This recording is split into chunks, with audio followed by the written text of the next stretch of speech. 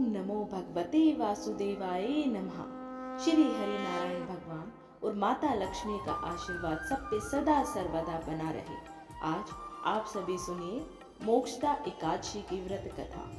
महाराज युधिष्ठिर ने उत्पन्ना एकादशी की उत्पत्ति, महिमा, महात्म्य आदि सुनकर श्री कृष्ण भगवान से कहा, हे परम पूजनीय भगवान श्री कृष्ण, हे त्रिलोकीनाथ, आप सभी को सुख व मोक्ष देने वाले हैं और जगत के पति हैं।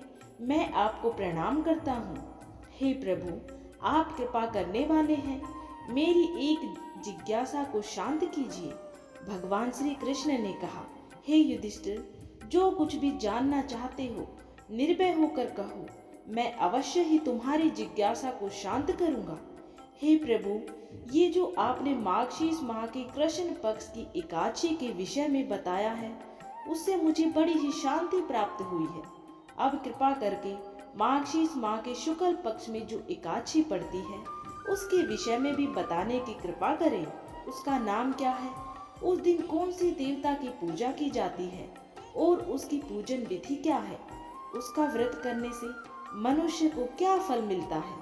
प्रभु, मेरे इन प्रश्नों का विस्तार सहित उत्तर देकर मेरी जिज्ञासा को दूर कीजिए, आपकी बड़ी कृपा होगी। युधिष्ठिर की जिज्ञासा सुनकर श्री कृष्ण भगवान बोले, हे युधिष्ठिर, तुमने बहुत ही श्रेष्ठ प्रश्न किया है, इसलिए तुम्हारा यश संसार में फैलेगा। माघशीष माह के शुक्ल पक्ष की एकादशी अनेक पापों को नष्ट करने वाली है। संसार में इसे मोक्षदा एकादशी के नाम से जाना जाता है। इस एकादशी के दिन श्री दामोदर भगवान का धूप, दीप, नैवेद्य आदि से भक्ति पूर्वक पूजन करना चाहिए। हे कुंती नंदन, इस एकादशी व्रत के पुण्य के प्रभाव से नरक में गए हुए माता, पिता, पित्र आदि को स्वर्ग की प्राप्ति होती है। इसकी कथा एक पुराण में इस प्रकार है, इसे ध्यान पूर्वक सुनो। वैखानस नाम का एक राजा प्राचीन नगर में राज करता था। उसके राज्य में चारों वेदों के ज्ञाता ब्राह्मण रहते थे। राजा अपनी प्रजा का पुत्रवत पालन किया करता था।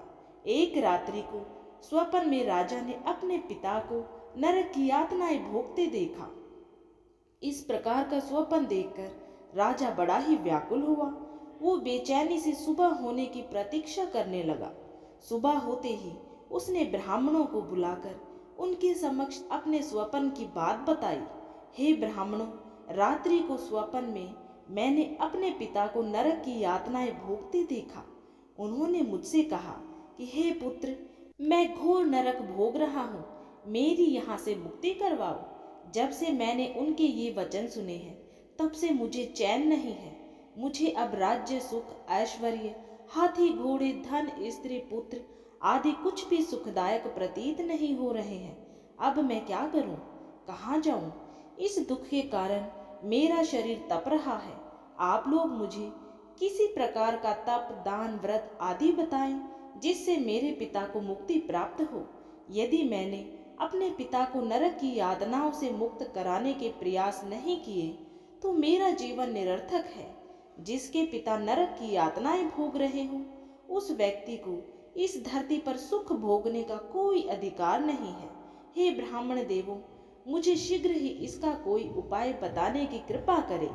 राजा के आंतरिक दुख को, पीड़ा को सुनकर ब्राह्मणों ने आपस में विचार विमर्श किया। फिर एकमत होकर बोले, राजन, वर्तमान, भूत और भविष्य के ज्ञाता पर्वत नाम के एक मुनि हैं। वे यहाँ से अधिक दूर नहीं हैं। आप अपनी ये व्यथा उनसे जाकर कहें, वे अवश्य ही इसका कोई सरल उपाय आपको बता देंगे। ब्राह्मणों की बात मान राजा मुनि के आश्रम पर गए। आश्रम में अनेक शांत चित्त योगी और मुनि तपस्या कर रहे थे। चारों वेदों के ज्ञाता पर्वत मुनि दूसरे ब्रह्मा के समान बैठे जान पड़ रहे थे। राजा ने उन्हें दंडवत प्रणाम किया तथा अपना परिचय दिया। पर्वत मुनि ने राजा से कुशल क्षेम पूछी। तब राजा ने बताया, हे मुनिवर, आपकी कृपा से मेरे राज्य में सब कुशल है, किंतु मेरे समक्ष अकस्मात ही एक ऐसी समस्या आ खड़ी हुई है जिससे मेरा हृदय बड़ा ही अशांत हो रहा है। फिर राजा ने मुनि को व्यथित हृदय से रात में देखे गए स्वप्न की पूरी बात बताई और फिर दुखी स्वर में बोला, हे महर्षि, अब आप कृपा कर मेरा मार्गदर्शन करें कि ऐसे में मुझे क्या करना चाहिए, कैसे मैं अपने पिता को नरक की यातना से मुक्ति दिलाऊं। राजा की बात पर्वत मुनि ने गंभीरता पूर्वक सुनी, फिर नेत्र बंद कर भूत और भविष्य पर विचार करने लगे। कुछ देर गंभीरता पूर्वक चिंतन करने के बाद उन्होंने कहा, राजन, मैंने अपने योग बल के द्वारा तुम्हारे पिता के सभी कुकर्मों का ज्ञान प्राप्त कर लिया है। उन्होंने पूर्व जन्म में अपनी पत्नियों में भेदभाव किया था। अपनी बड़ी रानी के कहने में आकर उन्होंने अपनी दूसरी पत्नी को ऋतुदान मांगने पर भी नहीं दिया था।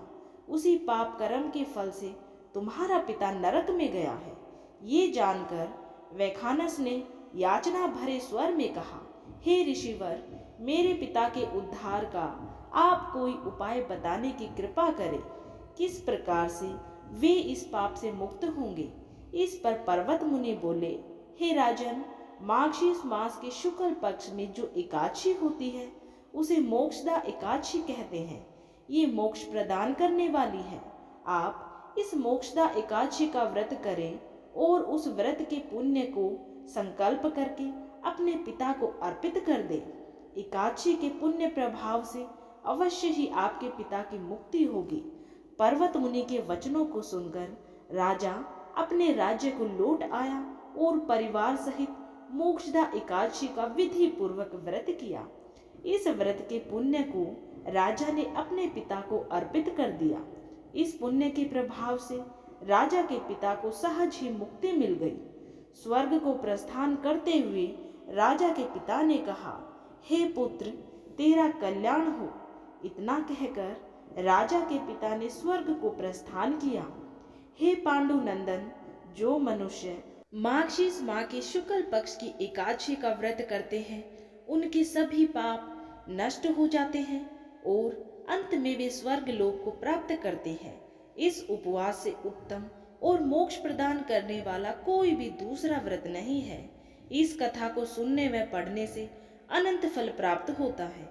ये उपवास मोक्ष प्रदान करने वाला चिंतामणि के समान है, जिससे उपवास करने वाले की सभी मनोकामनाएं पूर्ण होती है। हे युधिष्ठिर, प्रत्येक मनुष्य की प्रबल इच्छा होती है कि वह मोक्ष प्राप्त करे। मोक्ष की इच्छा करने वालों के लिए मोक्षदा एकादशी का ये उपवास अति महत्वपूर्ण है। पिता के प्रति पुत्र के दायित्व का इस कथा से श्रेष्ठ दृष्टांत दूसरा कोई नहीं है। अतः भगवान श्री हरि नारायण के निमित्त ये उपवास पूर्ण निष्ठा व श्रद्धा से करना चाहिए। कथा का सार यह पिता के प्रति भक्ति और दूसरों के लिए पुण्य अर्पित करने की श्रेष्ठ और पवित्र कथा है। इसका उपवास केवल उपवास करने वाले मनुष्य का ही नहीं बल्कि उसके पितरों का भी भला करता है। अपने किसी सगे सहोदर मित्र बंधु को भी इस उपवास का फल अर्पण करने से उसके भी पापों व कलेशों का नाश हो जाता है। तो इस प्रकार से कथा संपूर्ण हुई। बोले श्री हरि नारायण भगवान की जय। अब मोक्षदा एकादशी व्रत की विधि।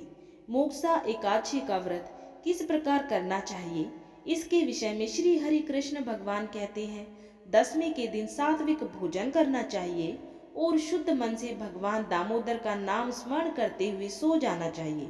सुबह ब्रह्म मुहूर्त में उठकर स्नानादि से निवृत्त होकर घर के मंदिर की सफाई करें और पूरे घर में गंगाजल छिड़कें। इसके बाद पूजा घर में भगवान को गंगाजल से स्नान कराएं या उनकी तस्वीर पर गंगाजल के छींटे दें। उन्हें वस्त्र अर्पित करें।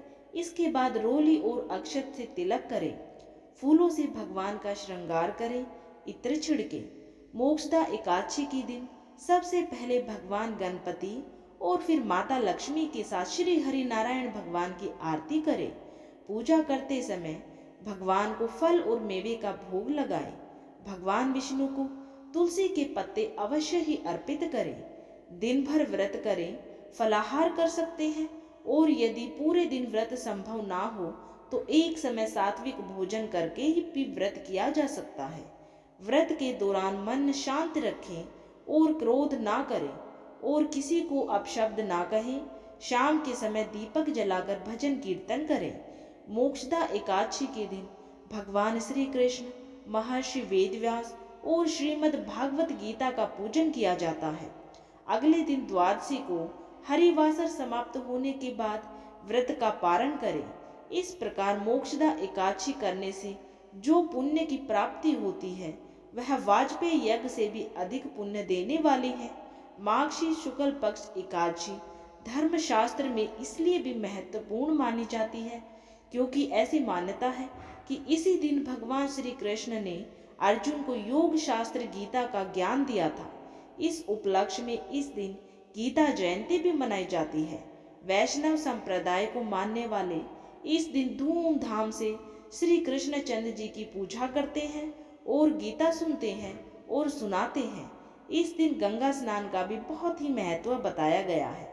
अगर गंगा तट पर जाना संभव ना हो तो घर पर ही नहाने के पानी में गंगा जल मिलाकर स्नान करना चाहिए। तो उम्मीद है आप सभी को ये वीडियो, ये कथा, ये जानकारी पसंद आई होगी।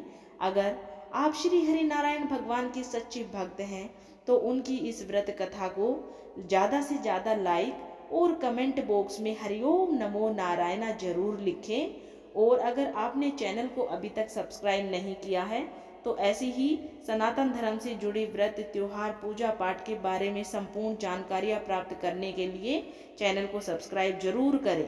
वीडियो देखने के लिए आप सभी का दिल से धन्यवाद। बोलिए श्री हरि नारायण भगवान की जय। माता लक्ष्मी की सदा ही जय हो। श्री हरि नारायण भगवान और माता लक्ष्मी का आशीर्वाद आप सभी पे सदैव ही बना रहे।